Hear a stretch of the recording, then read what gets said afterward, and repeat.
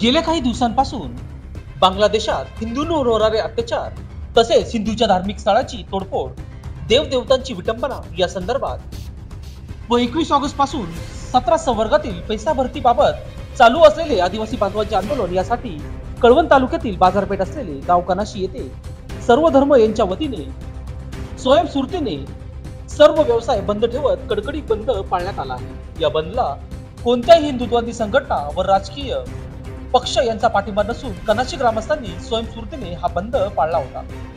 नाशिक येथे उपोषणाला तरुण बसलेले आहेत, त्याच अनुषंगाने त्यांना देखील कनाशी ग्रामस्थांनी पाठिंबा देत दिनांक 24 ऑगस्ट रोजी कनाशी बाजारपेठ कडकडीत बंद ठेवले आहे।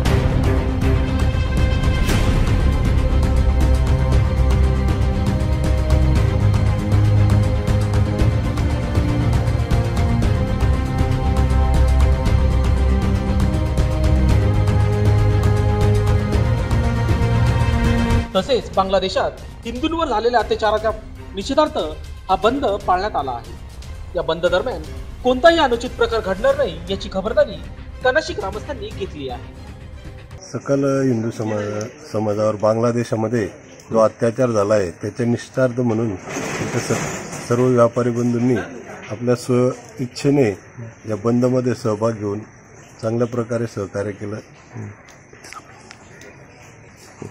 तसेच आपल्या आदिवासी भागामध्ये जो आदिवासी समाजाने पेसा भरती संदर्भात जे रस्ता रोको आंदोलन केलेलं आहे गेल्या 15 दिवसापासून, त्यालाही आमच्या सर्व व्यापारी बंधूंचं बिनशर्त पाठिंबा आहे।